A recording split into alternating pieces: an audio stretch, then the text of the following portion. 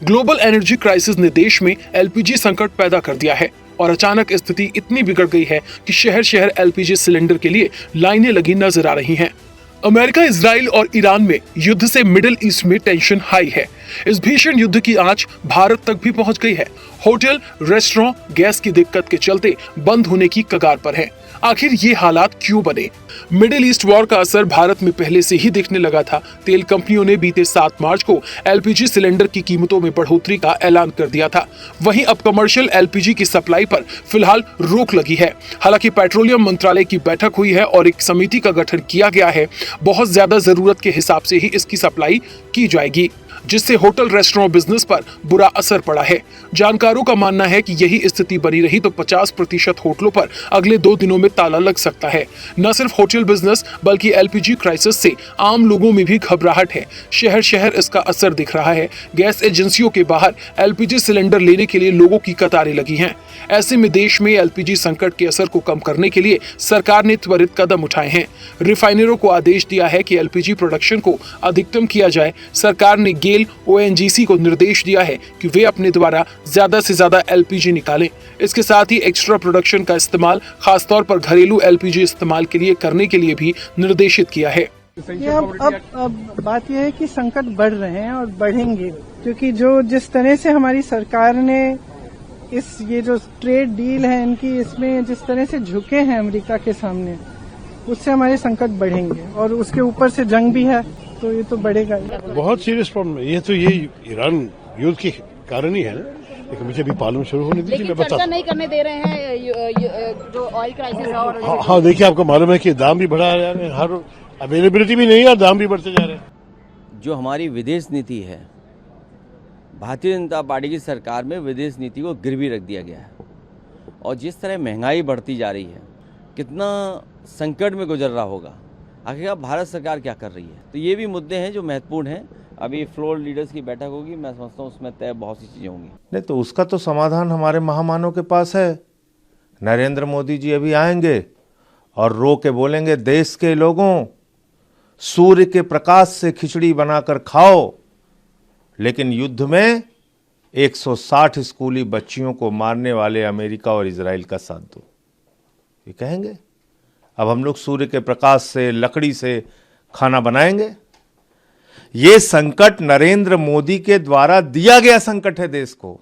तो आपने अमेरिका और इजराइल के चक्कर में आप युद्ध के 2 दिन पहले क्यों कूद कूद के चले गए इजराइल?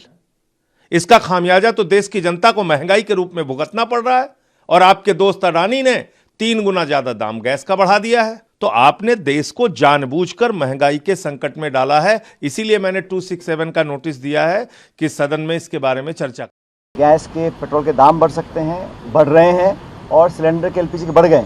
लेकिन ये स्थिति को कंट्रोल करने के लिए जो हमारी एनर्जी सिक्योरिटी है, उसके लिए भारत सरकार को पर्याप्त संसाधन और प्रावधान करने चाहिए। एनर्जी को लेके जो सीरियसनेस दिखानी चाहिए थी वो नहीं दिखा पा रही है। और जहां अमेरिका के कहने पे ये सरकार चल रही है, अमेरिका कहेगा इनसे तेल लीजिए तो आप लेंगे, अमेरिका कहेगा कि आप इनसे तेल नहीं लीजिए, इस देश से तेल लीजिए तो उस देश से लेंगे।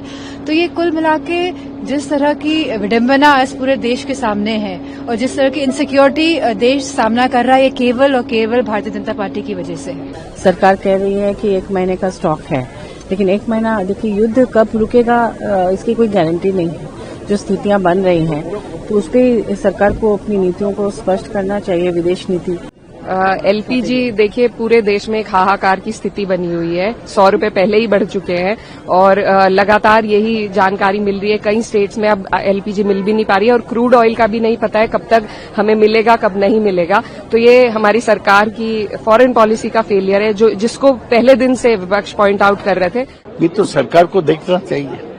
This is the most important matter. दादा, बहुत ही खराब हालत है। माननीय प्रधानमंत्री नरेंद्र मोदी जी के नेतृत्व में सरकार काम कर रही है। विपक्ष सिर्फ और सिर्फ राजनीतिकरण और लोकसभा में कार्रवाई ना होने देने के अलावा उनके पास कोई मुद्दा भी नहीं है। कहाँ किल्लत है मध्य, जितना चाहिए उतना हमसे ले लीजिए। सरकार ने पैनल बनाया, नहीं ऐसा कुछ नहीं। ये विपक्षियों की एक अफवाह फैलाई जा रही है, ऐसा कुछ है नहीं। लोग जो है विरोध कर रहे हैं, उनका काम है विरोध करना। विरोध नहीं करेंगे तो ये बताओ जनता के बीच में जाके वोट कैसे मांगेंगे। सरकार सारी स्थिति को देखते हुए सरकार का आया भी है कि इमीडिएट कोई प्रॉब्लम नहीं है, लेकिन अगर ये और लंबा चलता है, कोई ऐसी परिस्थिति होती है तो उसके लिए उन लोगों ने अपना असेसमेंट किया, उसके लिए क्या तैयारी है, सरकार उसके लिए कमेटी बना दी। देखो वर्ल्ड वॉर चल रहा है, जो आपत्ति आई है सब वर्ल्ड में है, तो कुछ प्राबंध लगाना चाहिए, कुछ जो केयर लेना चाहिए वो सरकार ले रही है। विपक्ष का काम ही है ना, अच्छा करेंगे तो भी बुराई करना, ये विपक्ष का काम है, वो उनका काम कर रही है। बहरहाल अमेरिका, इजराइल और ईरान के युद्ध के चलते गैस सिलेंडर की सप्लाई प्रभावित हुई है और प्रतिक्रियाओं ने जोर पकड़ा है। सुबह से लोग आकर लाइन लगाए हुए हैं, उसके बाद जो है उसके बाद भी बुकिंग नहीं हो रहा है। जो है सर गैस मिल नहीं रहा और हम लोग लाइन लगाए हुए जो आते हैं पर्ची और लेके चले जाते हैं, हम लोग लाइन लगाए, लाइन वालों कोई सुन ही नहीं रहा है। आपूर्ति में कोई कमी नहीं है, ऐसा ऑयल कंपनियों का कहना है। कल से एलपीजी के कमर्शियल सिलेंडर नहीं जारी किए गए हैं, लेकिन हॉस्पिटल एवं शैक्षणिक संस्थानों के लिए छूट दी गई है। स्वाभाविक है, इस वैश्विक परिदृश्य को देखते हुए थोड़ी बहुत असुविधा जरूर होगी। सर घरेलू एलपीजी की आपूर्ति में कोई परेशानी नहीं है। यहाँ गैस की कोई किल्लत नहीं है, लोग की मानसिकता छोटी हो गई है। केवल एक अभी न्यूज डाल दीजिए, पेट्रोल का 150 रुपए लीटर हो जाएगा, लोग घर में खाना नहीं खाएंगे, जाकर पेट्रोल टंकी में लाइन लगा देंगे। गाड़ी लगी हुई है, फील्ड में गाड़ियां दौड़ रही है, लेकिन थोड़ा सब्र रखिए, होली का समय है। मेरा अनुरोध है कि लोग पैनिक न हो, भय के कारण एक सिलेंडर की जगह 4 सिलेंडर न भरवाएं। कई व्यापारियों का ऐसा मानना है कि ब्राजील, पश्चिम अफ्रीका और अमेरिका से माल की आपूर्ति संभव है, लेकिन एशिया पहुंचने में 1 महीने से अधिक का समय लगता है और माल ढुलाई की बढ़ती दरों के बीच ये अधिक महंगा है। उधर अमेरिका, इजराइल और ईरान जंग के 11वें दिन ईरान ने कहा कि वो 1 लीटर तेल भी बाहर नहीं जाने देगा। ईरान की सेना Islamic revolutionary guards of corps यानी IRGC ने कहा है कि कुछ देशों के जहाजों को इस रास्ते से गुजरने दिया जा सकता है, लेकिन इसके लिए उन देशों को पहले इजराइल और अमेरिका के राजदूतों को अपने देश से निकालना होगा। दरअसल हार्मूज स्ट्रेट दुनिया का बहुत अहम समुद्री रास्ता है। हर साल दुनिया के करीब 20% तेल की सप्लाई इसी रास्ते से गुजरती है। स्ट्रेट ऑफ हार्मूज का असलियत में 11 किलोमीटर चौड़ा जलमार्ग ही कई देशों के लिए ईंधन सप्लाई का सबसे अहम मार्ग है। भू राजनीतिक तनाव की वजह से जब ईरान नाराज होता है, ये रास्ता बंद हो जाता है। इस रास्ते के एक और UAE है तो दूसरी ओर ओमान और नुकीले छोर पर है ईरान। आखिर UAE, ओमान इसका विकल्प क्यों नहीं तैयार करते? फारस की खाड़ी और अरब सागर के बीच स्थित स्ट्रेट ऑफ हार्मूज एशिया के कई देशों के लिए रणनीतिक और सामरिक रूप से सबसे अहम जलमार्ग है।